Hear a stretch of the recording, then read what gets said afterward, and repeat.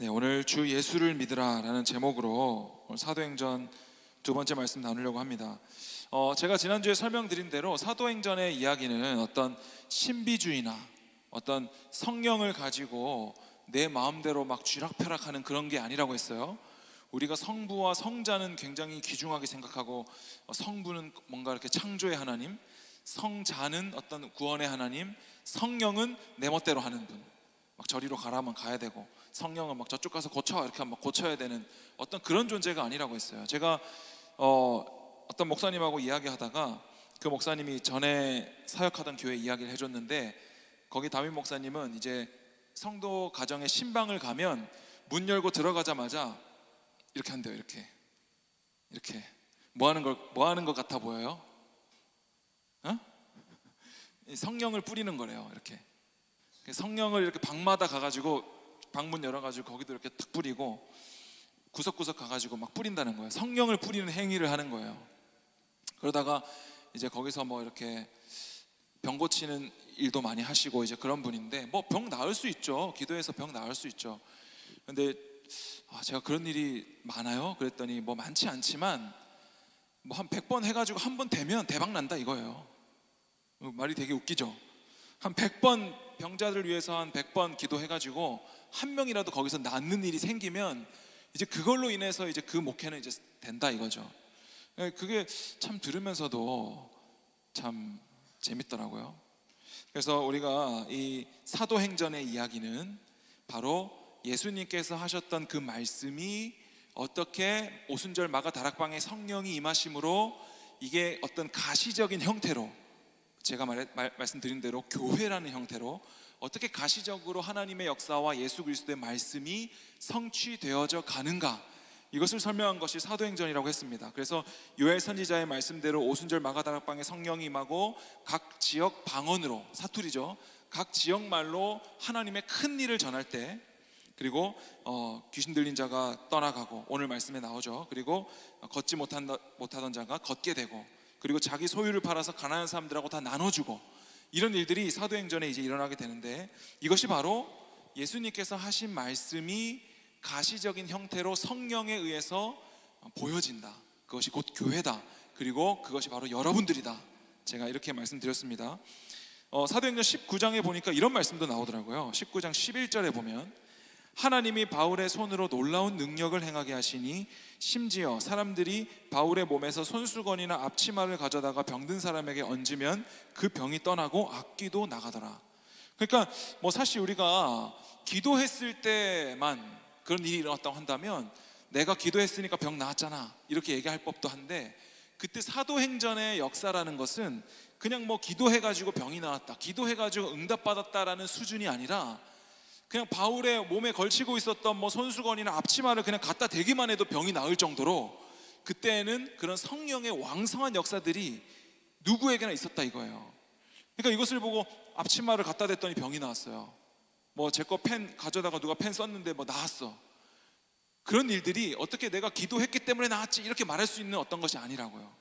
이것은 성령께서 그 시대에 얼마나 초대교회에 그 왕성하게 1세기 그리스도인들에게 임하셨는가, 이것을 말하고 있는 겁니다. 그래서 하나님께서 이 강권적인 역사라는 것인데, 사도행전 9장 15절에 보니까 오늘 바울이 어떻게 이 사도행전에서 이방인의 사도로 쓰임받게 되는가 하는 것을 말하고 있습니다. 15절에 보면 주께서 이르시되 가라, 이 사람은 내 이름을 이방인과 임금들과 이스라엘 자손들에게 전하기 위하여 택한 나의 그릇이라. 말씀 안 띄워주세요. 그죠? 사도행전 9장 15절에 보면 하나님께서 바울을 특별히 정하셨어요. 특별히. 그리고 이 9장 15절 뒷절 16절에 보면 뭐라고 나와 있냐면, 그가 내 이름을 위하여 얼마나 고난을 받아야 할 것을 내가 그에게 보이리라, 이렇게 말씀하시거든요. 그러니까 하나님께서는 이 사도행전 시기에 특별히 바울을 택하셔서 나를 위해 고난을 받을 자로, 그리고 왜 고난을 받아요? 이방인의 사도로 이제 부름받은 하나님의 특별한 택하심이 있는 자다 이거예요. 그러니까 제가 오늘 여러분들 사도행전을 읽었는지 모르겠지만, 이 바울을 보면서 여러분들이 바울은 참 대단한 사람이지, 우리 저기 선교사님 오늘 저기 자녀들도 와 있는데 비행기 30시간 타고 왔대요. 어떻게 내년 나 어떡하지? 우리 내년부터 청년부가 이집트 가는 거 알죠? 갑니다. 마음의 준비를 단단히 하시고. 자, 30시간 비행기. 어떤 이집트 선교를 갈 때, 또 선교사로 자원을 하고 또 기독교 안에서 어떤 대단한 일을 하시는 분들을 볼 때 대단하죠. 인간적으로 대단하죠. 엄청난 결단이 있었겠죠. 그러나 그런 사람들만 특별한 일을 하고 나는 못해, 나는 그 정도는 아니야, 그렇게 우리가 생각해서는 안 된다는 거예요. 하나님께서 오늘 바울은 바울만이 할 수 있는 일을 택하여 부르셨고, 여러분들은 여러분들만이 할 수 있는 일을 택하여 부르십니다. 거기에는 경중이 없습니다. 그러니까 청년의 시기에 누군가는 직장을 구해서 직장을 다니는 사람이 있고, 누군가는 수험 생활을 하고 있는 사람도 있고, 공부하고 있는 사람도 있고, 학생도 있고, 뭐 공무원도 있고, 운동하는 사람도 있고, 여러 사람들이 있을 텐데, 그 각 사람별로 내가 무슨 직업을 가지고 있느냐가 중요한 것이 아니라, 먹든지 마시든지 무엇을 하든지 우리의 모든 목적과 방향과 중심이 하나님을 향해야 된다. 그게 중요하다 이거예요. 그러니까 뭐 어떤 사람은 아프리카의 교회를 뭐 20개, 200개를 지었어요. 그럼 그 사람은 대단한 구원을 받고, 또 한국에서 그냥 맨날 공부나 하고 있는 누군가는 아주 부끄러운 구원을 받는가? 그렇지 않다라는 거죠. 그래서 저도 트레이너 할 때 내가 사명이 무엇일까 이런 생각을 이제 했었는데, 제가 지금 생각해 보니까 그냥 끼워 맞췄던 것 같아요. 끼워 맞춘 거. 그러니까 트레이너의 사명은 무엇일까요? 여러분들 생각해 보세요. 트레이너, 우리 창비 형제 공무원인데 공무원의 사명은 무엇일까? 그럼 수험 생활하고 있는, 지금 막 공부 계속 하고 있는 누군가의 사명은 무엇인가? 그럼 아직 좀 하나님 좀 기다리세요. 제 사명할 시험 합격하고 나서 할 테니까 하나님 조금만 기다리세요. 이런 거예요. 제가 트레이너 할 때는 제가 이렇게 생각했어요. 내가 배운 이 운동을 가지고 몸이 약한 사람들을 고쳐주고 도와주고, 그리고 더 나아가서 복음을 전해서 영적인 건강까지도 내가 그들을 회복시켜 줘야 되겠다. 나름대로 이렇게 각본을 짜고 하나님 앞에 기도를 하는 거죠. 하나님, 저는 이런 사명을 가지고 있습니다. 제가 이 일을 그냥 잘 먹고 잘 살려고 하는 게 아니고요, 이 사람들을 도와주고 또 영혼까지도 구원하기 위해 일을 하고 있지 않습니까? 그러니까 저는 앞으로 잘 돼야 됩니다. 어떤 이런 식의 생각이 저에게 있었던 것 같아요. 근데 결국 제가 그 일을 안 하잖아요. 지금 이게 얼마나 웃긴 일이에요 이게. 하나님, 저는 그 일을 위해서 하나님 앞에 헌신하겠습니다라고 했던 그것들이 지금 제가 다른 일을 하고 있다라는 거죠. 그래서 우리 모두가 다른 직종을 가지고 있지만 그 가운데서 여러분들이 하나님의 사명을 잘 발견하는 것이 저는 이 청년의 때 해야 될 일인 것 같아요. 제가 저기 사진 하나 가져왔는데 저 한번 보여줄래요? 이주용 선수거든요. 이 사람이 제가 제 모교에 있을 때 저보다 한 살 많은 형인데, 씨름 선수, 수원시청 씨름 선수고 한라 백두 두 체급 천하장사를 8회 동안 연속으로 했던 분이에요. 그래서 이만기 씨가 이제 사회를 보잖아요. 씨름 명절 때마다 사회 보는데 불도저 이주용이라고 해가지고 굉장히 극찬하던 선수예요. 근데 이 형이 신앙생활도 진짜 열심히 하고 워십을 그렇게 잘합니다. 워십을. 등치가 엄청 크거든요. 막 이만해가지고 늘 어디 수련회나 새가족 초청주일이나 하면 워십을 해요. 이 형이 솔로로. 빠른 곡 안 합니다. 느린 곡 막 쫙 이래가지고 막 해요. 되게 신앙생활도 열심히 하고 진짜 교회형 스타일이에요. 근데 이 형이 이제 씨름 우승할 때마다, 진현이 다음에 한번 비슷해 보여가지고, 이 형이 씨름 우승할 때마다 이 기도 세레머니를 해요. 하나님께 영광 올려드리는 세레머니를 하는데, 이 형의 결혼 스토리가 기가 막힙니다. 이 형이 이 기도 세레머니를 하고 있는 모습을 명절에 KBS 방송 TV에서 보던 삼척에 있던 어떤 여인이 메신저, 저거 싸이월드인가? 뭐 거기서 이렇게 메시지를 보내가지고 연락이 닿아서 결혼했어요. 신기하죠? 그리고 이 형이랑 똑같은 아들 셋을 낳아가지고 엄청 힘들어하고 있습니다 지금. 신기하죠. 아무튼 기도 세레머니를 해가지고 그랬다. 이 형은 이제 씨름 선수단에 처음에 들어갔을 때 수원시청 소속인데 지금은 경기최고인가 거의 감독인가 하고 있는 것 같아요. 근데 씨름 선수로 처음 입단을 했을 때 단체 생활을 하거든요. 근데 단체 생활을 하면 이제 식판에 밥을 받아놓고 기도를 하고 있으면 선배들이 밥을 이렇게 엎어버렸다고 해요. 막 되게 험난한 시간을 보냈는데 이젠 자기가 선배가 되고 하니까 이제 후배들 전도하고 먹을 거 사 먹이고, 씨름 선수들도 막 고기 먹으러 가면 엄청 먹잖아요. 그래서 그때 이 형이 결혼할 때였나? 아닌데 뭐 아무튼 결혼식에 그 씨름 선수 윤정수 선수라고, 그 유튜브 찾아보면 먹방 찍는 윤정수 선수라고 있어요. 저보다 한 살 어린데 그분도 제가 실제로 봤거든요. 엄청 2m 막 이래가지고 씨름 선수도 실제로 보면 진짜 어마어마하더라고요. 그래서 우리가 씨름 선수를 하든 뭐 무슨 일을 하든 상관없는 것 같아요. 죄만 아니면, 죄 짓는 것만 아니면 여러분 그 하고 있는 내 일을 통하여서 내가 어떻게 하나님께 영광 올려드릴 수 있을까를 한번 고민해 보는 것이 청년의 때 꼭 필요하다고 저는 생각합니다.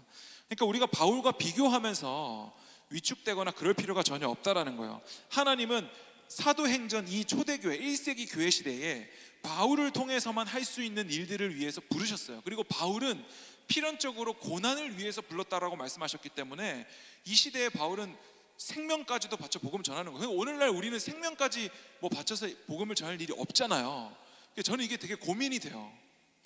이 시대와 오늘날 우리의 시대는 뭐가 다르기에 우리는 왜 이렇게 신앙생활을 편하게 하고 있는 걸까? 우리 저기 선교사님 저기 딸이 지금 막 웃고 있는, 이집트는 힘들죠? 이집트 생명의 위협이 있을지도 모르겠다. 이집트는, 그죠? 무슬림들이 있고 하니까. 저도 중국 선교를 갔을 때 중국 제가 이렇게 한 블럭 너머에서 테러 나고 막 그랬거든요. 중국에도 저쪽 위쪽에는 이제 무슬림들이 많기 때문에 이제 막 테러 나고, 그래서 한 블럭 건너로 막 지금 여기로 가면 안 된다고 막 폐쇄하고 막 그랬었는데, 그러니까 우리가 참 생명까지 바쳐서 신앙생활을 한다, 이 믿음을 지킨다는 것이 오늘날 이 시대에 여러분이 처한 삶의 현실에서 어떤 의미가 있나, 이걸 한번 생각해 보셨으면 좋겠습니다. 그래서 오늘 우리가 성경을 통해서 깨달아야 되는 것은 예수님께서 십자가에서 이 완성하신 이 놀라운 사건이 오늘 교회를 통한 우리를 통해서 밝히 보여진다, 이것이 바로 복음이다 하는 것들을 우리가 좀 알았으면 좋겠어요. 성령이 오시기 전에 제자들은 아마 자격 미달인 것 같아요. 예수님을 따라다니면서 눈앞에서 기적을 보고 예수님의 말씀을 직접 들었음에도 불구하고 전혀 예수님께서 원하시는 대로 살지 못했던 그들을 볼 때, 만약에 예수님이 그들을 기다려주지 못했다면, 만약에 기다려주지 못하고 그들을 갈아치워 버렸으면 어땠을까요? 좀 더 훌륭한 사람들로, 좀 더 괜찮은 사람들로, 내 말을 좀 잘 알아듣고 내가 깨워서 기도하라고 했을 때 졸지 않고 좀 깨워서 기도하라고 하면 좀 기도할 수 있는 사람들로 제자들을 불렀으면 좀 달라졌을까요? 근데 예수님께서는 오늘 특별히 12제자를 불러서 그들이 계속 예수님이 뭔 말을 해도 깨닫지 못하고 오병이어를 행해도 그냥 그거 먹고 배불러가지고 예수님 쫓아다니고, 그냥 로마에 나중에 로마로부터 해방되면은 예수님 좌우편에 한 자리씩 그냥 차지할 요량으로 예수님을 쫓아다녔던 그들, 그리고 예수님이 십자가에 죽으니까 아마도 제가 상상하건대 망했다 싶었을 거예요. 그죠? 예수님 3년 동안 쫓아다녔는데, 그러니까 여러분들이 직장생활을 너무나 다람쥐 쳇바퀴 돌듯이 지루한 일상을 살아가고 있는데, 오늘도 회사에서 언제 퇴근하나 이것만 보고 있는데 베드로가 물고기만 잡고 있었잖아요. 그날따라 물고기가 안 잡혔어. 그래서 참 물고기는 왜 안 잡히고 이 난리야 이러고 있는데 예수님이 오셔서 그물을 오른편에 던져라. 그러니까 물고기가 가득 잡히죠. 그리고 베드로가 예수님을 쫓아다니기 시작하죠. 3년 동안. 그런데 예수님이 3년 뒤에 죽어버리셨다 라는 것이 그들에게는 우리가 흔히 아는 일장춘몽과 같은, 내가 3년 동안 뭐 한 거지? 이런 생각하지 않았을까요? 아주 그냥 꿈만 같고 그냥 헛된 꿈, 그냥 예수님이 그때 기적 행하고 그러셨는데 그분이 죽어버리셨지, 이제는 없지, 나는 다시 물고기 잡으러 왔지, 내 삶은 달라진 게 하나도 없네 라고 생각하고 있는 그 현실 속에 예수님이 그들을 참아주셨다라는 사실이 저는 너무나 은혜인 것 같아요. 예수님께서 그 제자들을 참아주심이 곧 오늘날 우리를 참으심 같아요. 그러니까 청년의 때 여러분들에게 너희들의 사명이 뭐야? 라고 물었을 때 아직 잘 모르겠는데요 라고 하는 것이 저는 당연하다고 생각해요. 예수님이 우리를 참아주셨던 것처럼. 어쩌면 제가 트레이너 할 때 제 사명은 이겁니다라고 말했지만 다른 일을 하고 있는 제 모습을 예수님께서는 용납해 주시는 거죠. 너 그때 그래 놓고 왜 지금 딴 거 하고 있어? 라고 하지 않으시고. 그러니까 여러분들이 이 말씀을 통해서 예수님의 은혜, 여러분들을 택하여 잡으시고 그 무엇으로도 끊을 수 없고 사망이나 생명이나 공중의 권세 잡은 자나 천사나 그 무엇으로도 끊을 수 없다고 말씀하신 그 하나님의 부르심에 붙들려서 그 강권적인 성령의 은혜 안에 살아가는 것이 저는 이 사도행전, 특별히 오늘 교회이다, 이렇게 생각이 됩니다. 그래서 오늘 이 바울이 복음을 전할 때 이 박해를 당합니다. 박해. 바울이 태장을 맞고 40에서 하나 감한매를 3번을 맞고 배가 파선이 되고 저기 성에서 막 밧줄 내려가지고 도망 다니고 바울이 그런 인생을 살아요. 그런데 그 박해 끝에 어떤 일이 생기냐면 안디옥 교회가 개척이 됩니다. 안디옥 교회. 그리고 안디옥 교회에서 선교사들을 파송합니다. 그래서 이제 더 이상 복음이 예루살렘에만 있지 않고 예루살렘을 뿐만 아니라 땅 끝까지 복음이 전해지는 일에 하나님이 박해를 사용하신다고요. 그러니까 우리가 이 바울이 당한 박해를 없애달라고 기도할 필요가 없다라는 거예요. 자, 여기서 제가 뭐 하나 더 말씀을 드리자면, 오늘 말씀에 보면 바울과 실라가 복음을 전하다가 감옥에 갇히잖아요. 그러니까 이 귀신 들린 여종을 가지고 돈을 벌어먹고 살던 무리가 있었는데 바울과 실라가 가서 그 여종에게 들린 귀신을 쫓아내요. 그러니까 이제 돈 벌 것이 사라졌으니까 그들을 관리에 고발해가지고 옷을 찢고 매를 때려서 감옥에 가둔단 말이에요. 그런데 성경에는 뭐라고 나와 있냐면 바울과 실라가 기도하고 찬송하매라고 돼 있어요. 바울과 실라가 한밤중에 기도하고 하나님을 찬송하매 제수들이 듣더라, 이렇게 얘기해요. 그런데 제가 이 말씀을 볼 때 바울이 어떤 기도를 했을까? 제가 감히 말씀드리건대 이 감옥에서 저희 좀 풀어주십시오라고 기도하진 않았을 것 같다는 생각이 들어요. 왜냐하면 이 사도행전의 전반적인 분위기가 그냥 내 삶에 있는 고난 해결해 주십시오, 뭐 이 문제 좀 해결해 주십시오 하는 분위기가 아니에요. 사도행전은 하나님께서 바울을 택하여 잡으시고 이방인의 사도로 부르시고 그리고 고난을 받을 나의 택한 그릇으로 부르시거든요. 그러니까 바울은 그런 하나님의 부르심 앞에 감옥에서 저 좀 풀어주세요 라는 기도 같은 건 안 했을 것 같아요. 제가 청년 때 저희 청년부는 중국으로 선교를 갔거든요. 근데 제가 갔을 때만 해도 중국은 이제 지금도 공산당이지만 공산주의가 있지만 그때도 이제 공산주의가 있었고 공안이 있었어요. 공안, 그 경찰들을 공안이라고 하잖아요. 근데 우리가 아무리 중국인처럼 꾸미고 뭐 어떻게 숨기고 가도 길거리에 있는 중국인들이 우리를 보면 한고 그래요. 한국인이다, 이거를 바로 알아봐요. 그리고 우리가 어디로 들어가는지, 우리가 숙소를 어디로 들어가는지 이런 것들을 다 이렇게 보고 계속해서 그들이 막 궁시렁궁시렁 거리는 모습들을 볼 수 있거든요, 길거리에서. 근데 저희 때도 성경 가지고 들어가면 걸리니까 성경을 숨겨가야 된다. 그리고 선교사님들한테도 선생님, 뭐 이렇게 부장님 이렇게 호칭 다 바꿔서 부르고 그랬었거든요. 그런데 우리 위에 선배 때는 실제로 갑자기 우리가 이제 중국에서는 어떤 교회를 하나 잡아가지고 거기서 막 복음 전하고 이런 사역을 못해요. 그래서 이제 공장 같은데 밤에 이렇게 가서 공장 직원들이랑 동네 사람들을 바짝 모아가지고 공연, 뭐 부채춤이나 태권도나 뭐 이런 거 보여주고 복음 전하고 바로 빠져야 돼요. 다음 공장으로, 그다음 다음 지역으로 계속 이동하면서 빠져야 되는데 이제 공연을 하는데 불시에 공안들이 들이닥쳐가지고, 이것도 다 누가 이렇게 미리 다 얘기를 한 거죠. 뒤에서 불시에 들이닥쳐가지고 가방 검사를 다 했는데 성경이 어떤 한 형제, 저보다 한참 선배 형한테서 성경책이 나와서 공안에게 잡혀갔고 막 거기서 막 뺨을 맞고 그 모교회에, 우리 제 수원에 있는 모교회에 그 소식이 닿아서 온 교회가 기도하고 난리가 났던 일이 한 번 있었거든요. 그러니까 우리 공동체 안에 누가 그런 일을 당했으면 기도해야죠. 그렇죠? 우리 공동체 안에 누가 감옥에 갇히거나 병이 들거나 아프거나 돈이 없거나 경제적인 어려움이 있거나 믿지 않는 부모님으로부터 뭐 핍박을 받거나 하면 우리가 함께 마음을 모아 기도해야죠. 그러나 성경에서는 이 땅에 있는 문제 해결해 달라고 기도하라고 성경이 기록된 게 아니다 라는 거예요. 예를 들어서 제가 여러분들에게 건강한 음식을 드세요. 그래야 몸이 건강해지지. 하나님께서 여러분들에게 주신 몸이잖아. 그 몸을 건강하게 관리하려면 야식 먹지 말고 정크푸드 먹지 말고 지나치게 단 거 먹지 말고 건강한 음식을 먹어 라고 하는 것은 당연히 할 말이죠. 그러나 성경에서 그런 것들을 말하기 위해서 예수 그리스도가 십자가에 죽으시고 부활하시고 사도행전에 이런 성령이 오시고 이런 일들이 그런 것을 위해서 기록되진 않았다고요. 이게 무슨 말인지 좀 이해할 수 있을까요? 성경은 오직 구원에 관해서 말씀합니다. 성경은 오직 예수 그리스도에 관해서만 말씀합니다. 우리가 물론 이 땅의 문제를 해결해 달라고 기도해야 되지만 성경에서 너희들 이 땅에 살아가는 동안 문제 있어? 그거 기도해 라고 가르치기 위해서 성경이 기록된 게 아니라고요. 그러니까 오늘 사도행전에서 바울과 실라가 감옥에 갇혔을 때 우리를 감옥에서 좀 풀어주십시오 라고 기도하지 않는다고요. 만약에 바울과 실라가 그것을 우리도 감옥에서 좀 풀어주십시오 주님, 우리가 복음 전하다가 이게 웬일입니까? 지금 하나님의 일 하다가 우리가 감옥에 갇혀야 되겠습니까?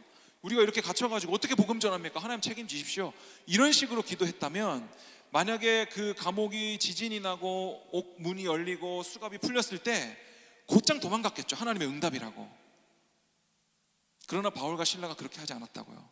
거기서 머물고 있다가 그 간수장이 죄수들이 다 도망간 것을 보고 자결하려고 할 때 그들을 구원한다고요. 그러니까 이 사도행전의 이 성령의 왕성한 역사는 예수를 그리스도라 전하는 것에 있지 그들의 삶의 어떤 안위와 내 꿈과 비전, 성공, 고난을 없애주십시오, 병을 낫게 해주십시오 이런 것에 있지 않다고요.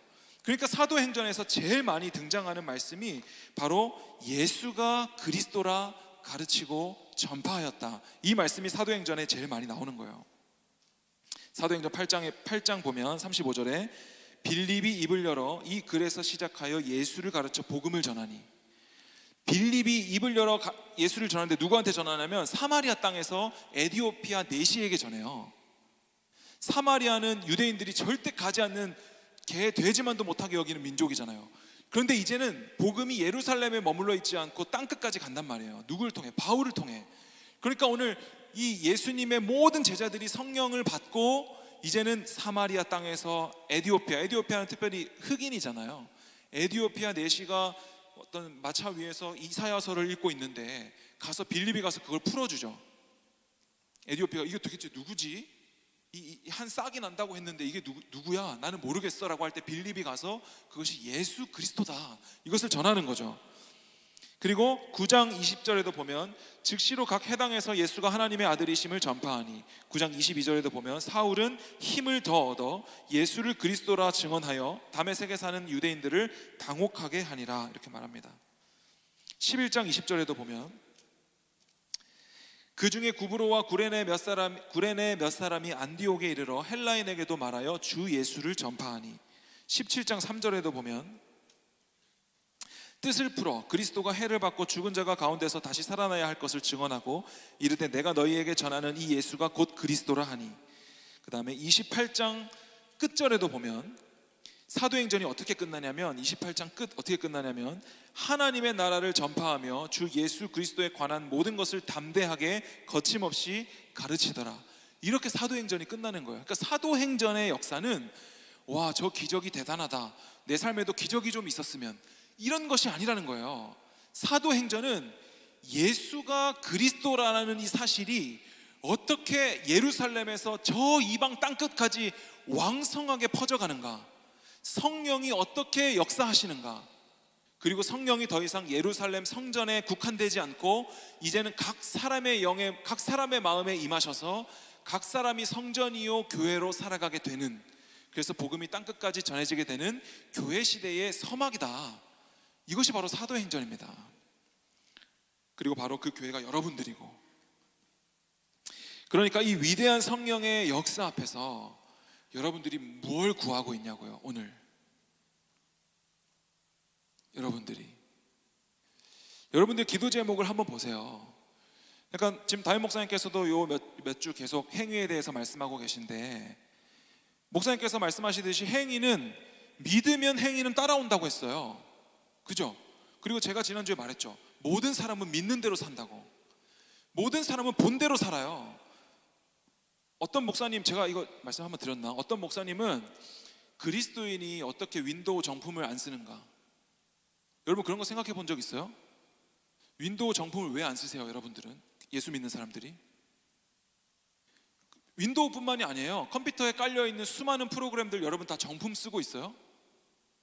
아니면 하다못해 여러분들이 뭐 악보를 하나 복사하고 뭐 악보를 하나 보내고 할 때도 다 저작권 관련해 가지고 다 자유해요, 여러분들. 그런데 어떤 사람은 본대로 사는 거예요. 어떤 사람은 그 저작권에 되게 예민해. 자기 직업이 그랬을 수도 있고, 아니면 하나님께서 주신 마음이 거기를 보게 했을 수도 있어요. 어떤 사람은 그런데 예민해요. 어떤 사람은 신호위반에 예민해요. 어떻게 예수 믿는 사람이 저렇게 신호위반을 하지? 어떤 집사님이 그러더라고요. 요 앞에 신호위반은 다 목사님들, 장로님들이 다 위반하더라고. 그러니까 이게 다 사람마다 보는 게 달라요. 어떤 사람은 동성애에 막 이렇게 열심히 있는 사람이 있고, 제가 저번에 말했듯이 가습기 살균제 피해자, 거기에 대해서 열심히 사람들이 있어요. 그러니까 모든 사람의 보는 것이 다 달라. 그러나 본대로 산다고요, 모든 사람은. 여러분들도 마찬가지예요. 여러분들의 직종에서 여러분들만이 할 수 있는 일들이 있다고요. 저는 목사로서 제가 할 수 있는 일이 있고, 제가 트레이너를 할 때는 트레이너로서 할 일이 있고, 또 영화 배우를 하거나 공무원을 하거나 또 공부를 하는 학생이거나 또 무엇을 하든 여러분들만이 할 수 있는 일들이 있어요. 바울은 할 수 없어, 그 일을. 칼빈도 할 수 없어. 여러분, 칼빈이 종교개혁할 때 우리 신학교에서 교수님들이 그런 얘기 했어요. 칼빈이 뭘 알아? 막 교수님이 막, 칼빈이 뭘 할까요? 이 시대의 청년들이 컴퓨터에서 스마트폰 들여다보고 여기서 막 온갖 죄를 이 스마트폰 하나에서 다 지을 줄을 칼빈이 알았을까요? 칼빈은 그런 거 몰랐다니까요. 그걸 모르고 칼빈의 기독교 강연을 썼다니까. 그러니까 오늘날 우리는 더 많은 것을 보고 있는 거예요. 우리가 바울보다 못할 것이 없고 예수님의 제자들보다 못할 것이 없어요. 우리는 그 모든 말씀의 성취를 살아가고 있기 때문에 우리가 훨씬 많은 것을 누리며 보고 살아가고 있다니까요. 그러니까 여러분들은 이 모든 것 위에 여러분들만이 할 수 있는 일들을 할 수 있는 거예요.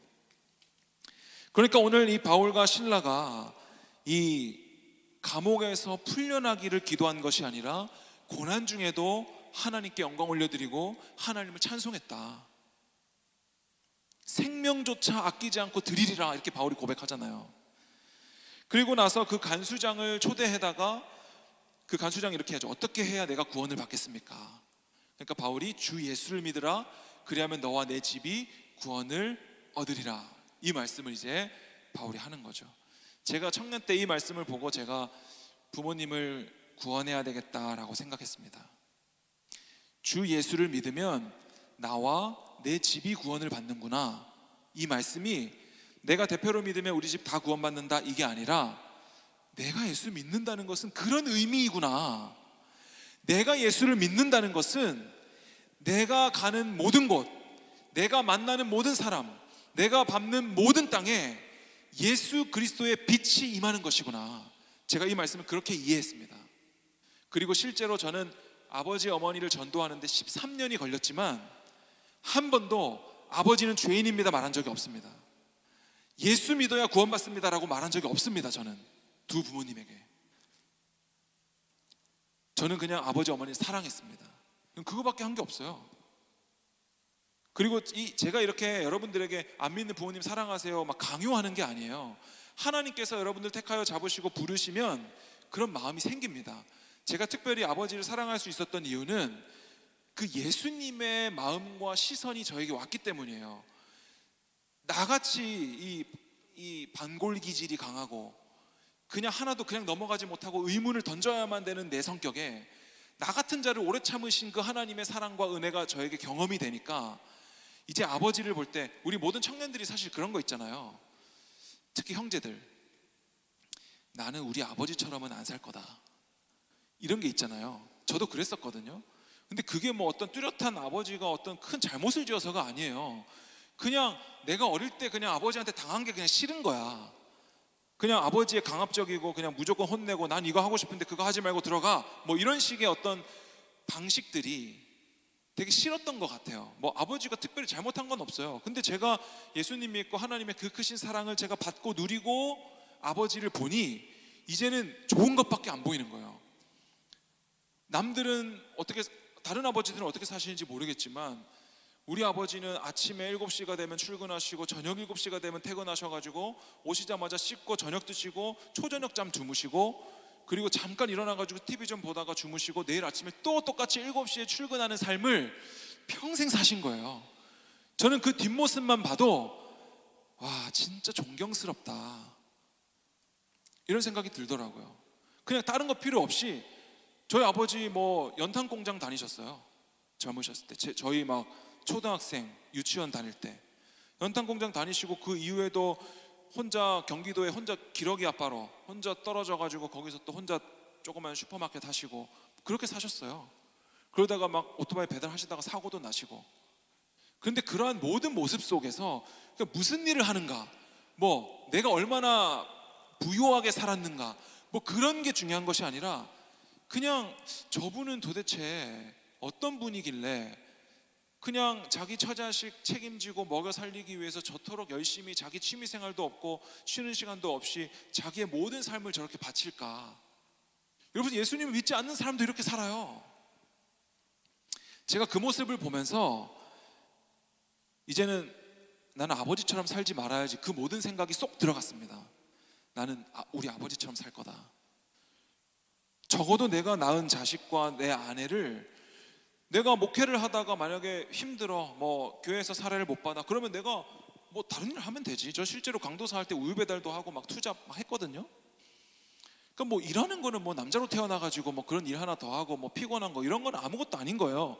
왜냐면 제가 아버지로부터 그런 사랑을 받았거든. 그러니까 여러분들이 어떤 일을 할 때 이 일에 어떤 의미가 있지? 내가 하고 있는 이 일이 그냥 돈 뭐 한 달에 200만 원 300만 원 버는데 너무나 이거 무슨 의미가 있어 내 일이? 뭐 반복, 어떤 일은 단순 노동일 수 있잖아요. 내가 하고 있는 이 단순 노동이 예수님께 무슨 상관이 있지? 뭐 복음을 전하는 것도 아니고 사람을 만나는 것도 아니고 무슨 의미가 있을까?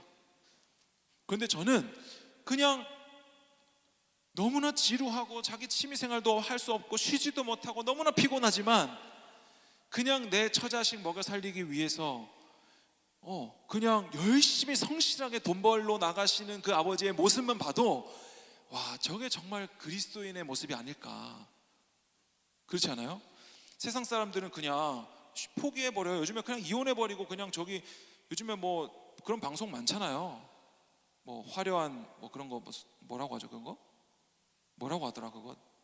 그런 거 있잖아요. 돌싱 막 이런 거, 돌아온 싱글 막 이래가지고 막 그게 굉장히 막 추앙을 받고 저들도 저럴 수밖에 없었지라는 식으로.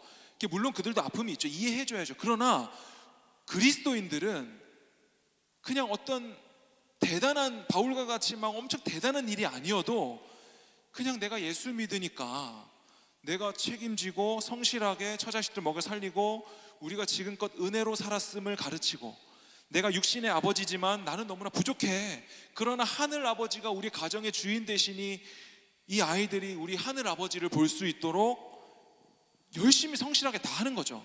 이 아이들이 다 자라서 안전하게 사고당하지 않고 성인이 될 때까지 예수를 인격적으로 아버지로 모시고 또 부모를 떠나 가정을 이루어 살아가기까지 열심히 성실하게 일하는 거, 저는 그게 모든 그리스도인들의 사명이라고 저는 생각합니다. 대단한 일을 하지 않아도. 그러니까 제가 가족들을 전도할 때 이제 예수님의 마음으로 아버지가 보아지고 어머니가 보아지는 거예요. 그러니까 제가 뭐가 보이기 시작했냐면 저렇게 가부장적이고 다혈질인 아버지가 이제 그걸 들었어요. 제가 할아버지가 할머니를 자주 때리셨고 아버지는 14살 때 처음으로 할아버지 손을 잡았대요. 14살 때. 그러니까 지금 생각해 보면 저희 아버지는 너무나 강하고 막 저보다 손이 막 이따만 하거든요. 저희 아버지는. 근데 우리 아버지는 너무나 강하고 늘 든든한 존재인데 그 14살짜리 남자아이가 맡고 있는 엄마를 보다 견디다 못해 할아버지 손을 이렇게 잡는 그 순간을 생각해 보세요. 14살짜리 얼마나 어리고 애예요. 그런 인생을 사셨더라고요. 그리고 많은 형제들 사이에서 또 보릿고개를 지나면서 또 어린 나이에 그런 인생을 사셨던 우리 아버지를 보면서 저분이 나에게 어떻게 했든 간에 저분도 예수님이 필요하다, 그런 마음이 저에게 생겼어요. 어머니도 마찬가지예요. 어머니도 둘째시거든요. 7자매 중에 둘째신데 중학생 때부터 일하셨어요. 미신 공장에 가서.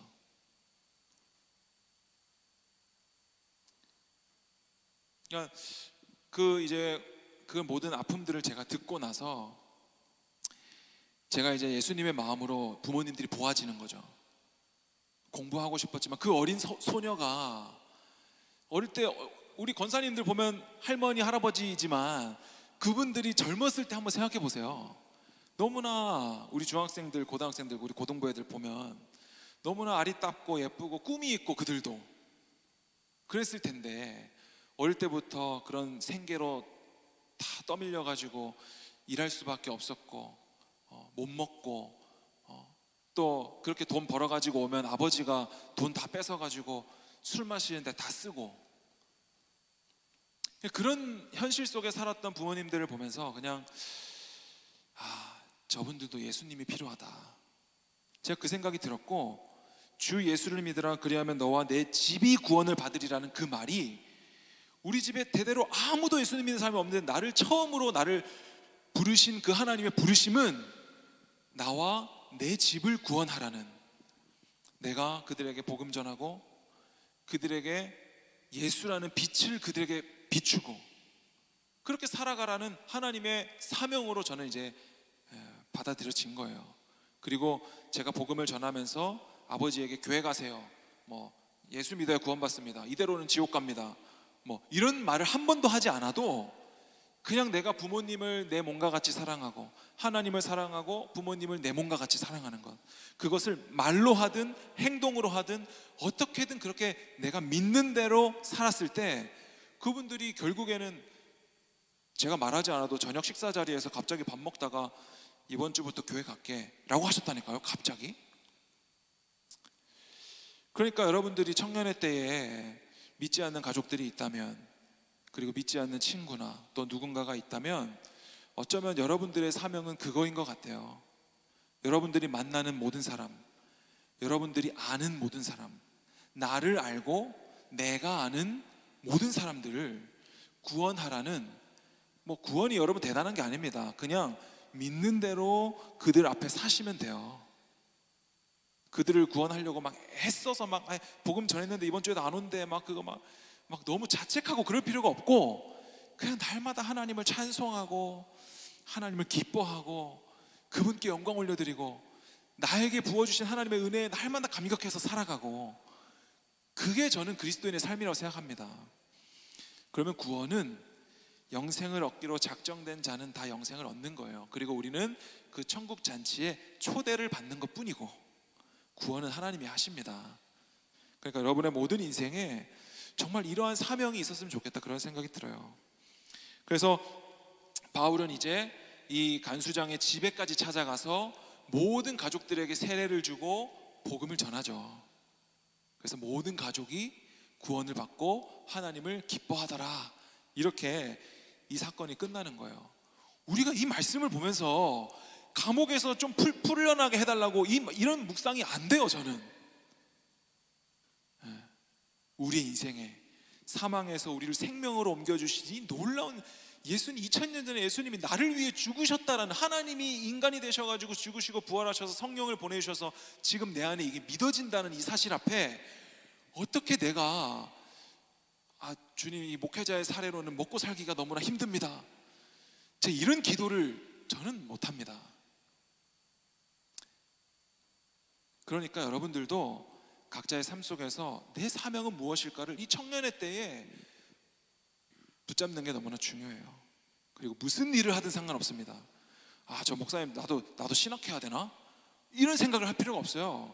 제가 신학을 할 때만 해도 주변의 집사님들이나 목사님들이 저한테 그랬어요. 주의 종의 길을 가는구나, 고생이 많겠다. 주의 종, 넌 주의 종이야 이제. 너 고생이다. 주의 종. 막 이렇게 막 그렇게 했거든요. 근데 저는 아니 다 주의 종 아닌가?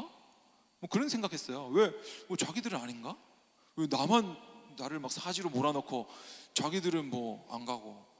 제가 신학교에서 배운 거는 모두가 왕 같은 제사장이라고 했어요. 신학교에서 제가 신학교에 들어갈 때만 해도 내가 주의 종인가? 그랬는데 들어가서 신학을 공부해 보니까 아니야. 우리 모두가 왕 같은 제사장이고 모두가 다 주의 종이에요. 그러니까 여러분들이 살아가는 모든 인생에서 어떤 일을 하든 상관없어요. 신학을 하든 학생이든 단순 노동을 하든 뭐 환경 미화를 하든 상관없어요. 농부가 예수님을 믿으면 왕이 되는 게 아니라 좋은 농부가 된다고 했어요. 여러분들이 하는 모든 삶의 자리에서 하나님을 기뻐하고 찬송하고 최선을 다해서 그 일을 하시면 하나님께서 결국에는 여러분들을 뭐 어떤 곳으로 부르시겠죠. 보게 하시고 일하게 하시고. 그러니까 여러분들이 이 땅에서 구하는 것이 무엇입니까? 제가 여러분들 아는지 모르겠네.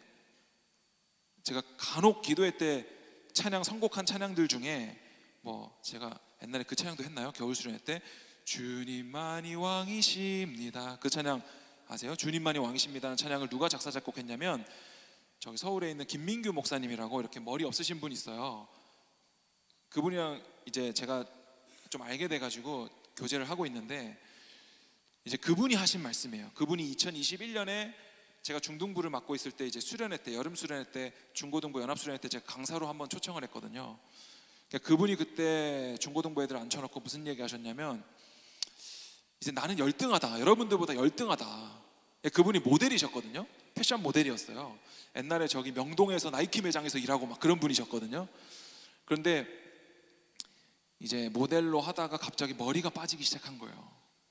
그러니까 그분도 흑채 이런 거 다 써봤대요. 박명수가 했던 흑채, 뭐 머리 이쪽에 있는 머리 일로 넘겨보기도 하고 뭐 다 해봤는데 결국에는 이제 머리가 빠지니까 모델로 이제 이력서를 써도 취업이 안 되는 거죠. 그러니까 결국에 이분이 이제 머리를 이제 다 밀어버리고 신학교를 가게 됐는데 하나님 부르심 받아서 그분이 했던 말이 그거예요. 나는 여러분들보다 열등하다. 이 대머리는 여러분들보다 열등하다. 그러나 이 열등함이 나를 불편하게 하지 않는다. 열등함은 사실이에요. 현실이에요. 그러나 이 현실이 나를 열등감으로 몰아넣지는 않는다 이거예요. 근데 그분이 좀 얼굴도 쪼만하고 얼굴도 좀 잘생겼기 때문에 그런 건지는 몰라도 제가 머리를 밀면 어떤 느낌일지는 제가 모르겠으니까 아무튼 하나님께서 그분을 향한 부르심은 그거라는 거예요. 그분의 열등함이 자기를 불편하게 하지 않는다. 왜? 하나님이 나를 사랑하시고 내 아내가 나를 사랑하고 내 자식이 나를 사랑하고 그 교회 담임 목사님이거든요. 그 교회 모든 성도님들이 나를 사랑하기 때문에 나의 열등함이 더 이상 나를 불편하게 하지 않는다.